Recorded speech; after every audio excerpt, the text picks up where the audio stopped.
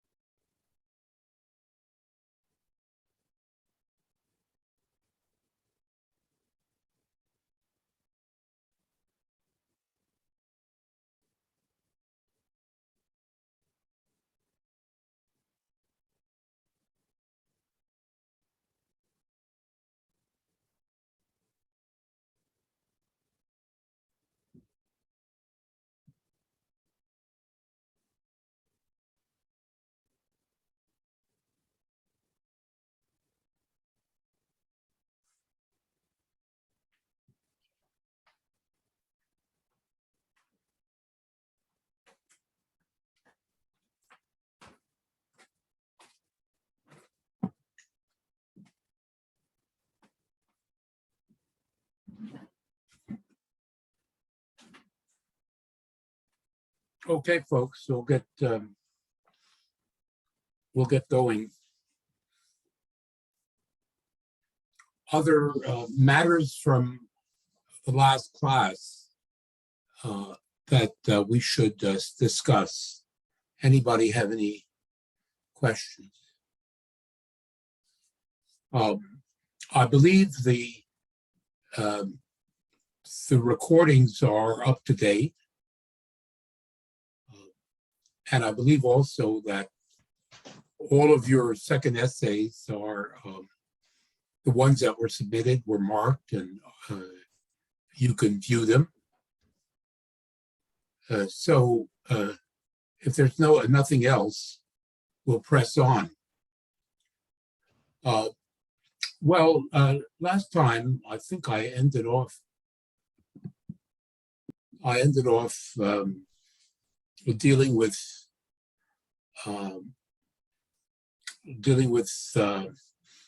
the fundamental problems of the Ming Empire, and I noted that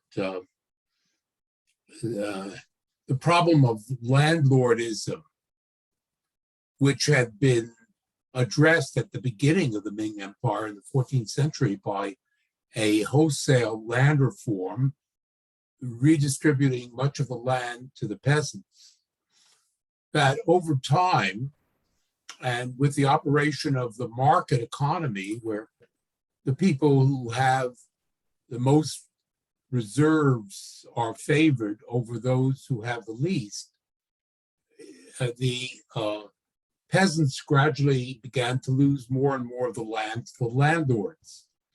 And by the beginning of the 17th century, really the problem of land shortage for the population was as bad as it had been at the beginning of the 14th century. So what we see is a cycle. The Confucian state, of course, was committed to the sort of perpetuation of the existing structure of Chinese society with the landlords at the top. And so by the beginning of the 17th century, they had recovered much of their control over the land, and the peasants were suffering from land shortage once again. All the more so because, as I said last time, there was the problem of increasing population and the division of the land into smaller and smaller plots, or outright landlessness, peasants with no land. So this set the stage at the beginning of the 17th century for growing unrest. I'll come back to this theme later. The second problem, a way out of these scissors, these conflicts, these problems, was for the state to support the middle class, because the middle class, as you well know, are the entrepreneurial class in society. They historically have developed the wealth of society, certainly in Europe. We're talking about capitalism. They should have encouraged the development of capitalist tendencies, and there were capitalist tendencies within this state. But, as explained, the Confucian state, the bureaucracy, the landlords, that would have meant a diminution of their power, threat to their power, and so they consistently, despite the best efforts of the middle class to advance, they suppressed them. And so the middle class, who could have developed the wealth of society, were unable to. They did, as you'll see, there was a considerable amount of commercial and even sort of manufacturing growth, but it didn't overcome the problems of landlordism and the land shortage that was predominant by the beginning of the 17th century. And then the last fundamental problem here is the overall conservatism of the Ming state. It believed in the traditional China, and the traditional China was Confucian, and Confucianism was all about stability and the preservation of the old ways. And it was very suspicious of novelty, of innovation, and so on, and also suspicious of outside influence, as I've explained. They thought China was perfect, and therefore any sort of foreign influences, merchants or ideas, were looked on with suspicion. Now, having said that, I want to look a little bit more at this question of intellectual conservatism. As I've explained, it's all about Confucius Confucius is the basis of the school system, which existed in all the provinces. The people who went to school were essentially the sons of the landlord class, and they sat these examinations of Confucian texts in order to become mandarins. And if you made it into the Mandarin class, you and your family were all set. So this was a setup, and the Ming were completely devoted to maintaining this whole system. So I just looking for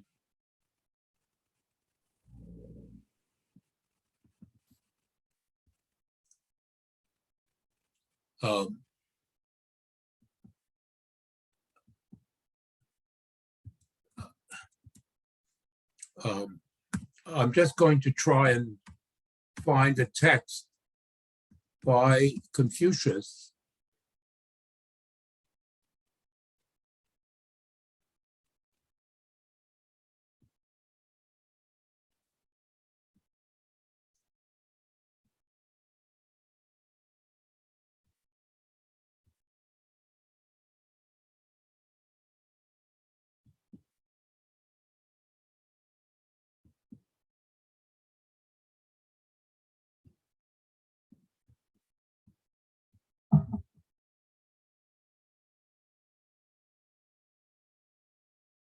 Somehow, alert from Microsoft.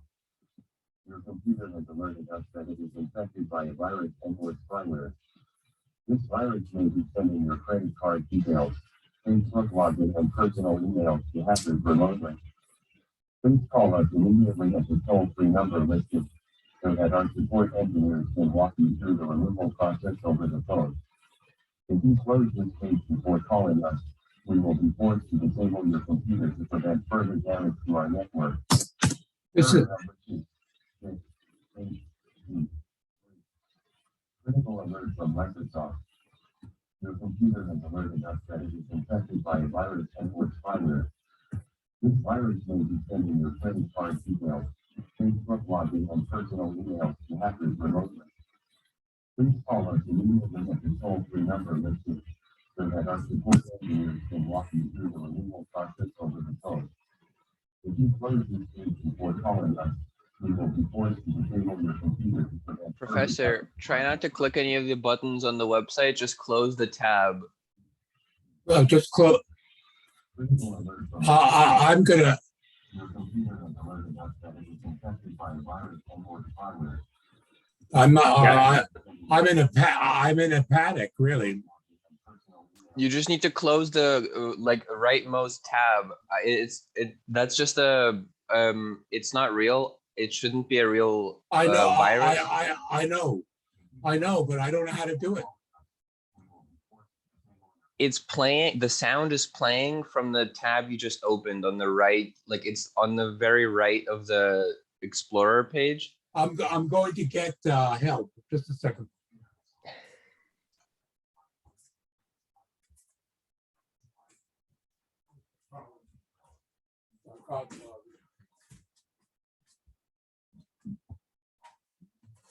This came on and just interrupted everything.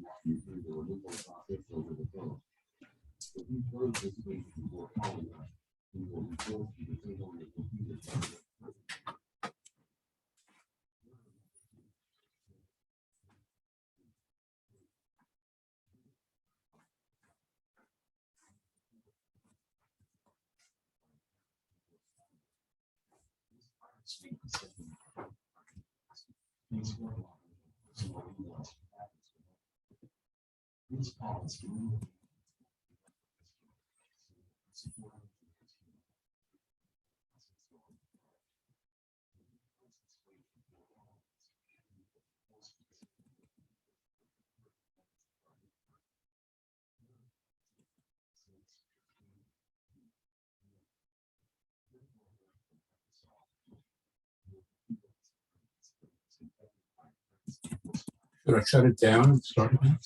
The computer has a virus. Fast.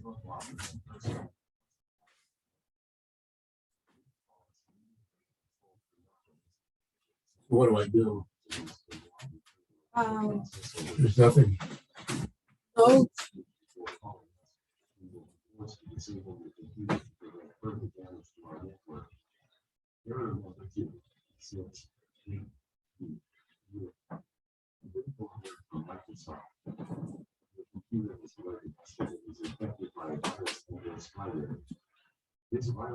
So it's real.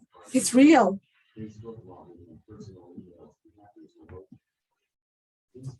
Wait.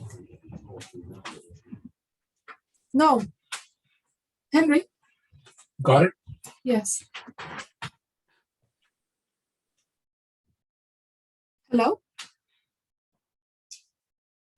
You clicked a link or something that was not correct. The class still here. You click on some advertisement. Hello? Okay, we're okay.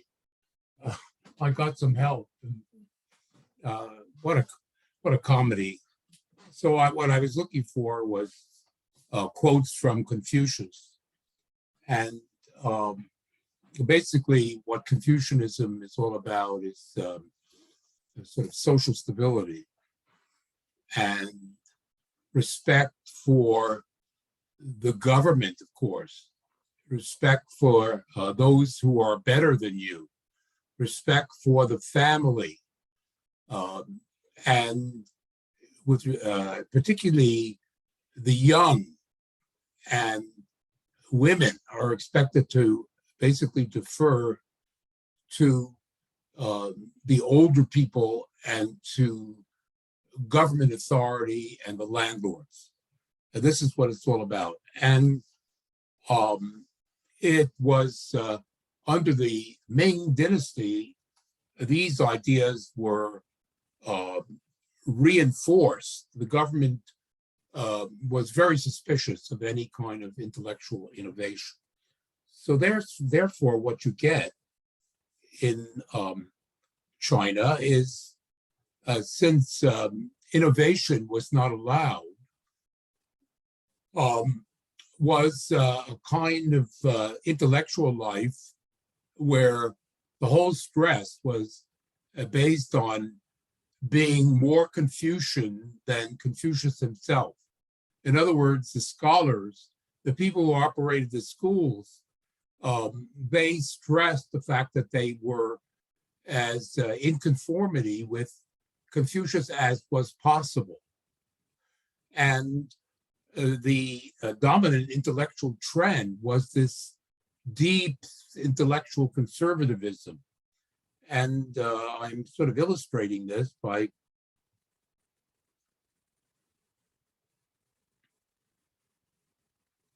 the fact that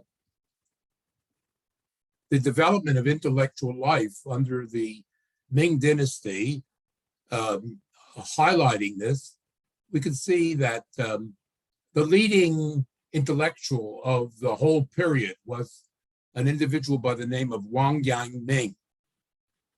And he wrote a series of commentaries on Confucius, which were brilliant, but they were basically riffs off these basic themes of deference to authority and conservatism.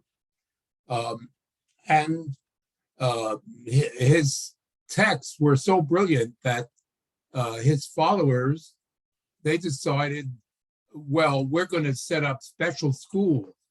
We're going to teach the version of Confucius which is espoused by Wang Yangming, sort of exclusive schools where this sort of strand of Confucianism would be taught. And so they set up their own schools and began to set them up in different cities. And the students who enrolled in these schools did really well on the state examinations, and more of them began to become mandarins and so on. But at the end of the day, the government became suspicious, basically regarded these sort of right-wing intellectuals as subversive. And in 1579, the government instituted a big purge. And basically, they closed down all these schools. They arrested and executed the leaders of this movement. Professor, And- yes, why did they become suspicious of them? because they were operating outside of the established school system, and they were getting more and more influence in the bureaucracy. Is that clear? Sorry, the landlord school system No, was No, I'm saying that the followers of Wang Yangming were becoming more and more influential within the state structure, and the government, the emperor, regarded them as a threat. okay, got it. I see. Thank you. Well, the same thing happened again toward the end of the 16th century, beginning of the 17th century. Another group, which was called the Donglin Academies, set itself up, and their intellectuals said that Wang Yangming was wrong and that we have the right interpretation of Confucius. So the followers of Wang Yangming having been suppressed, the Donglin Academy tried to do the same thing. And so in the late, setting up their own schools and so on. And once again, the government instituted a crackdown in 1629, I believe. The government instituted a second purge and got rid of these people. And I would say what is notable about this is that alongside getting rid of these people, the government also decided that the presence of the Jesuits, you'll remember the Jesuits from the Counter-Reformation. Well, they had come to China. They were active, and we discussed this earlier, Francis Xavier and so on, in missions all over Asia, trying to convert people to Christianity, to Catholic Christianity. Well, they had come to Beijing in the late 17th century, and they enjoyed a certain success. Some Chinese converted to Catholicism. Well, alongside the suppression of the Donglin Academy, there was a big persecution of the Christians. I'm trying to illustrate the conservatism of the Ming government from the point of view of ideas. And finally, the last, I would say that once again, in the late 17th and in the late early 17th century, middle 17th century, a third group calling itself the Restoration Society. Again, new interpreters of Confucius ideas rose, and once again, these people were suppressed. Now, what does this all amount to? It amounts to the fact that it was impossible to sort of intellectually innovate during the Ming period. The conservatives completely dominated intellectual life, and they would permit no innovation. Meanwhile, underneath, there are these huge changes going on, and I'll mention them in a few minutes. What I want to say is that you'll notice that something similar was true of the Ottoman Empire. The Ottoman Empire, everything was based on the Quran. And when you had people sort of intellectualizing, they wrote commentaries on the Quran because everything else was held in suspicion. And that was also, I think, with the exception of Akbar, it was true of the Mughal Empire.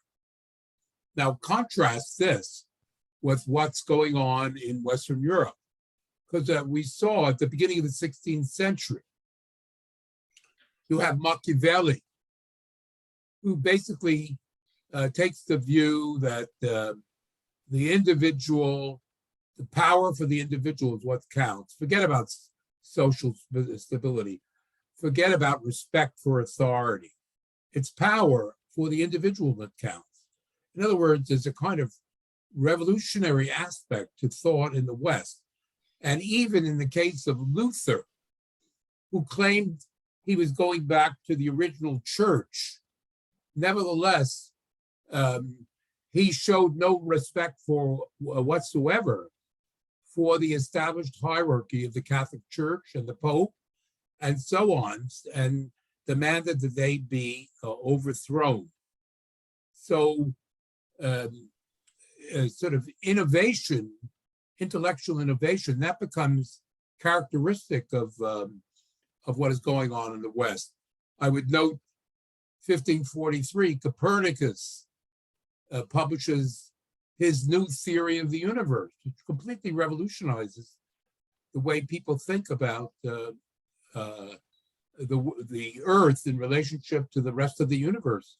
This was completely beyond the comprehension or the acceptance of those who were in command in these traditional societies, the Ottoman Empire, India, and I would say especially China.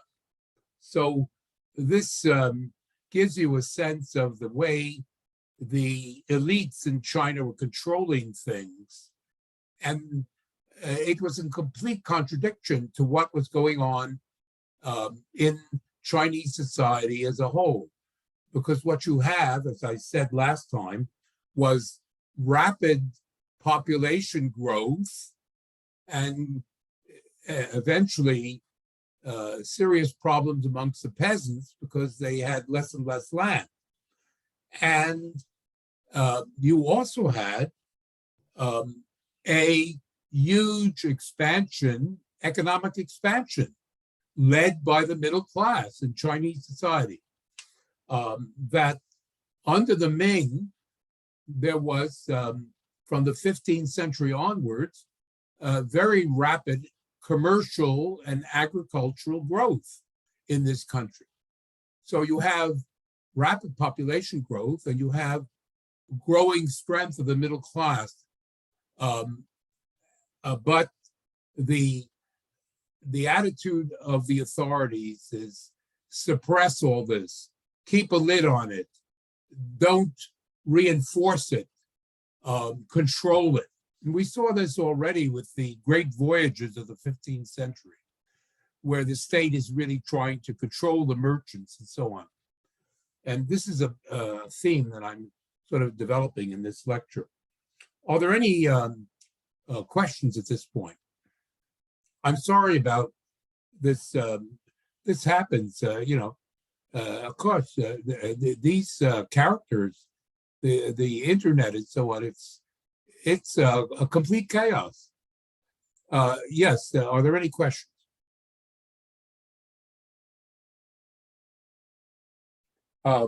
So I'm talking now about the development of the economy under the Ming. And as I say, it's especially in the 15th and 16th century this occurred. One of the things that facilitated with this was the extraordinary river and canal system that existed in China.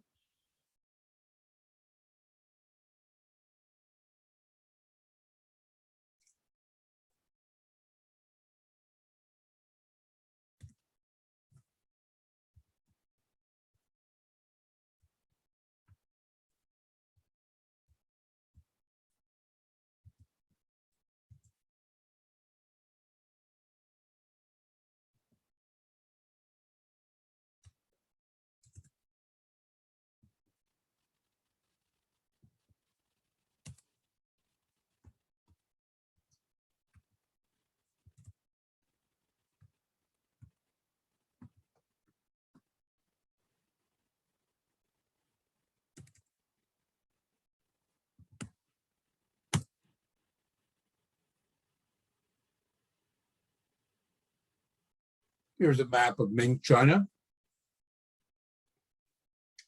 Can you see the map? Hello? No, we can't. Can't.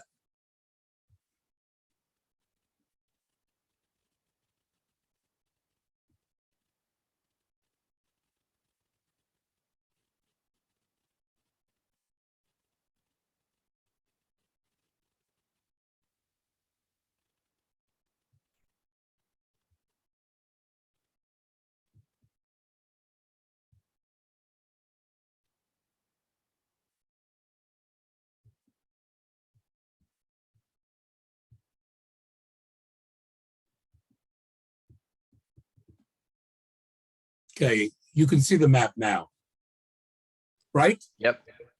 Okay, so the rivers are very important. The Yellow River in the north, and especially the Yangtze, which is like the Mississippi or the St. Lawrence. It's a wide, big river with a constant stream of water down to the sea in the center of China. And the state historically had developed canals linking up these two river systems. So there was a lot of barge traffic. And along these rivers and canals, a huge commerce developed. And many new towns, and the old towns like Beijing and Nanjing saw a prodigious expansion of their populations. The area which was most dynamic was the Yangtze River, which is the Great River. And there you have a huge development of cotton and silk manufacturing from the 15th century onwards. And a lot of this stuff is getting exported to the rest of the world. The silks all over Asia and of course to Europe, as far as Europe and the Middle East, Chinese silk, very important. The south of China was also very dynamic. This area, which is of course located now, Hong Kong is the big center these days. Well, Hong Kong was nothing back then, but the south of China was extremely dynamic. And one of the important reasons for this was that the people down there, a lot of them, families went overseas. From the 12th century onwards, there is this movement of Chinese people into the Philippines, into Vietnam, into other parts of Asia, and the commercial networks that these Chinese entrepreneurs, merchants set up were quite important. And so this area of southern China is very important. And in the 16th century, this is a dynamic area, particularly because tobacco, which is of course a New World product, the Chinese become huge consumers of tobacco, and the southeastern China is the center of this tobacco industry, although it eventually spread, such as the demand, into the Yangtze Valley itself. Another important development from the New World is the importation of things like sweet potatoes. Just a second. And peanuts. These unknown previously, the cultivation of these things expand. And why is that important? Because sweet potatoes and peanuts have a lot of calories, and so you can support a larger population with this kind of a crop. And of course, the population is rising. A last important area of economic activity that we need to note is the area, this area here in the northwest of China, because this became the center of the porcelain industry. Chinese porcelains, I don't know whether you've ever seen this, but it's beautiful stuff. Of course, the West ultimately learned how to produce porcelain. They didn't know how to produce it until the 18th century. Well, it was only in China where porcelain was produced. And very big workshops, because the world demand, including the West, for this Chinese porcelain, which was very expensive, of course, and only the elites or the aspiring middle class could afford it. But nevertheless, big workshops involving hundreds and even thousands of workers Some of them operated by the government, and others operated by private operators, developed in northwestern China in the 16th and 17th centuries. And we're talking about world demand. Porcelains and silk in particular were cotton to a certain extent. It was India that was most notable in that way. Now, so you could say, well, oh, the middle class is expanding, the middle class is growing. Very true. And they're the ones who are operating basically all these activities that I've been described. Moreover, there was, unlike in the Ottoman Empire or the Mughal Empire, private property was recognized in law in China, just like as had come to be in the West by the late 17th century. So you could say, well, capitalism might have made a breakthrough. But no, to come back to this theme, the landlords, the Confucian state, the bureaucracy, they detested the middle class based on their Confucian view of the world. And I explained last time, Confucius basically said that merchants should be at the bottom of society. Above them should be the gentry, the peasants, the artisans, because they are subversive and unruly, not reliable, tricky. And so what I'm basically saying is that the landlord class and the state suppressed this very substantial development of the middle class. Although I would say that it's important to realize, I've been talking about the rise of the middle class. I don't think it's comparable to Europe. We'll be, of course, talking about this more in a couple of weeks. But yes, the middle class grew, but you never got the development of what I would say is sort of a consciousness. There were a lot of merchants around. There were people who were manufacturing stuff and so on, but they never became conscious of themselves as a class, that they had common interests. That is something that we see only in the West. And it betokens a much more powerful middle class. Once the middle class begins to say, you know, we're the ones who are actually the productive element in the society, we demand more rights. In other words, begin to ideologically articulate a sense of themselves. That didn't happen in China because the suppression was too powerful. Are there any questions about what I've said?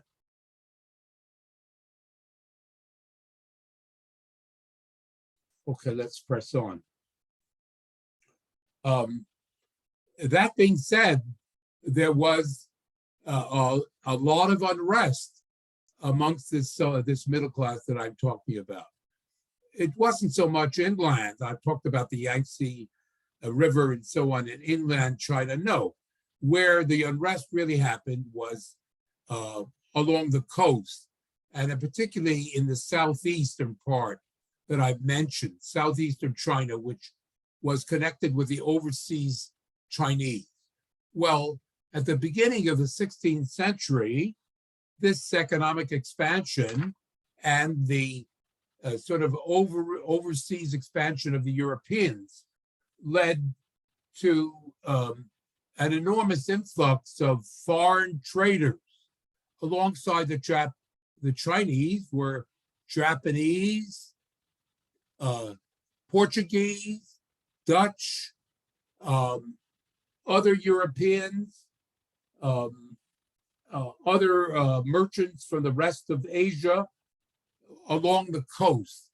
And these coastal merchants and traders, they were carrying on their activities, and as much as possible, they wanted to carry on these activities freely and to come and go as they please, and to leave China with their merchandise and come back to China a sort of demand for freedom of commerce.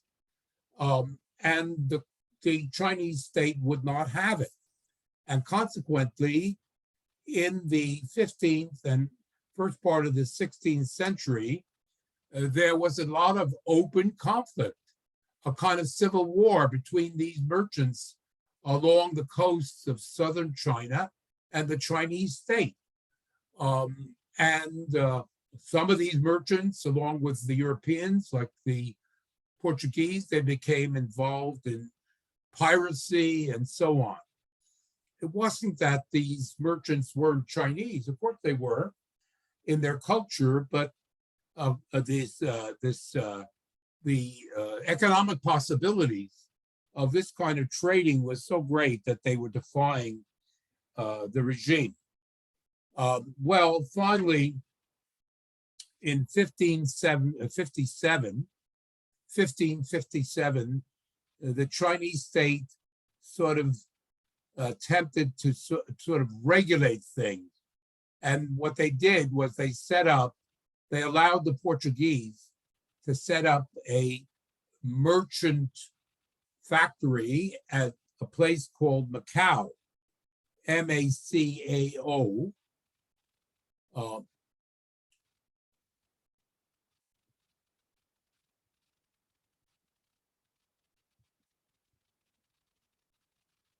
There it is on the screen, Macau in 1557.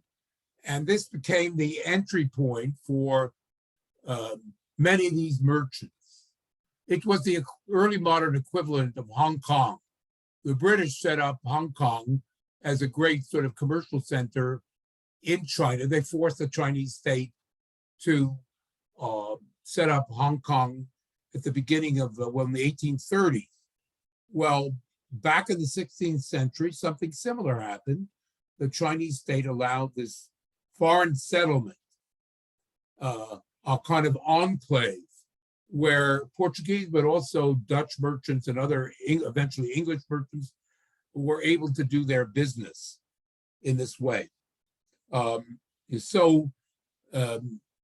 of that having been said, we can say that in the 16th century, China's economy, just like Europe's economy, was booming in the 16th century.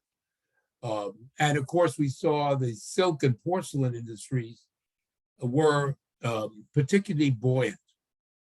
Now, China exported, but what did China import? China imported only one commodity. I'm exaggerating, but for all intention and purposes, only one commodity was in demand in China. The Chinese had everything they needed. That's why they had this sort of dismissive attitude toward the rest of the world. But the one thing that they liked, and which came from Japan, but especially from the West, was silver. Silver from Peru and Mexico.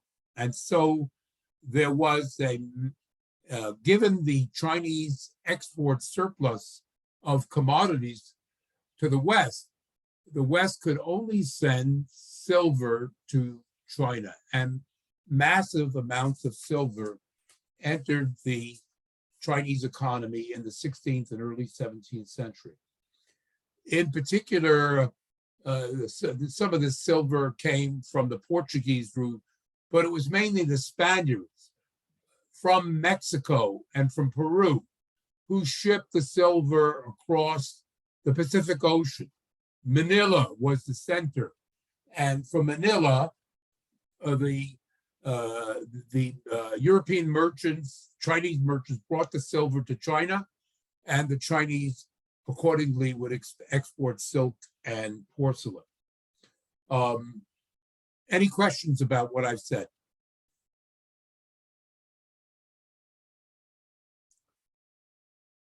Well, so that was the situation at the beginning of the 17th century. However, by that point, we see from about 1620 onwards, the supply of silver declined. Why? Because the exploitable or available silver available in Mexico and Peru began, the mines in these places began to become less and less productive. And the result was a decline in the availability of money to do business. And we saw that precisely the same thing was affecting Spain. The decline of Spain begins round about 1620. The gold and silver runs out. And likewise, we see the decline of the Ottoman Empire. Same thing. The supply of silver, which had animated the Ottoman Empire, it begins to run out. Well, the same problem now afflicts China. And all of the result of that is there is a crisis in China. A commercial and economic depression hits China in 1620, and all of the underlying problems that I have been speaking about begin to rise to the surface. And now we're talking about the decline of the Ming Empire, the overthrow of the Ming, and the coming to power of a new dynasty, the Qing dynasty. You see, I gave the dates of the Qing dynasty. 1644 is when the Qing dynasty takes power. So now I'm discussing the decline, the reasons why I'm summarizing the reasons. And we've already I mentioned this at the beginning. The intellectual conservatism of the Ming, the redevelopment of landlordism, and the suppression of the middle class, it seems to me, are the three key factors. But also a factor was... Sorry, Professor. Yes. Sorry, so the development of the landlord class, the suppression of the middle class, and what is the third factor? The sort of intellectual conservatism. Yes, that brings me to a point. The Europeans, not the Spaniards, because the Spaniards did not respond successfully to this crisis that affected Europe as well. Europe was in economic depression in the 17th century. But what we do see is that the Dutch, the English, and the French, they, in the face of these economic difficulties that I'm talking about, they respond by, I already mentioned it, mercantilism. That is to say, the state begins to sponsor economic and commercial development in Holland, England, and France. The state itself, this is called mercantilism, but the Chinese state doesn't do that because of their conservatism. So this to me seems to be a very important factor. So the last point I would make is that the state itself was having problems raising money because it spent a lot of money on wars and building the Great Wall.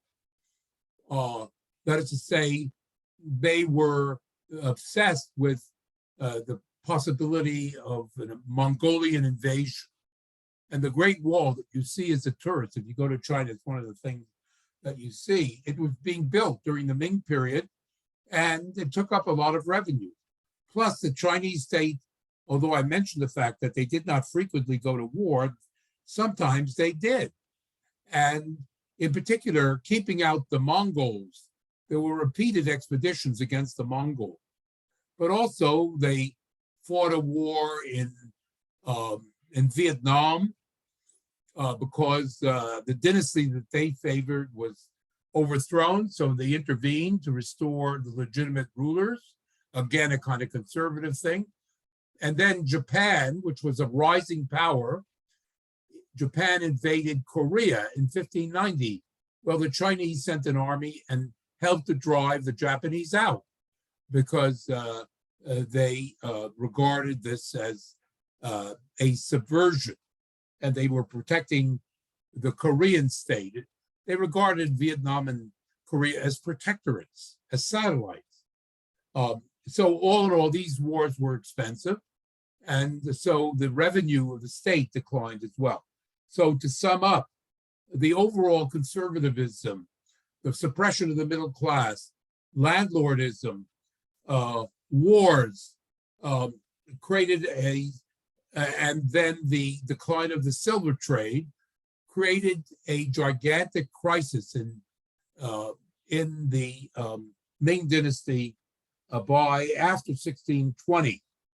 And the last factor then becomes the fact that to the northeast in Manchuria, a new rising power. These are not Mongols. These are Manchu. The Manchus in Mongolia begin to emerge as a factor at the beginning of the 17th century.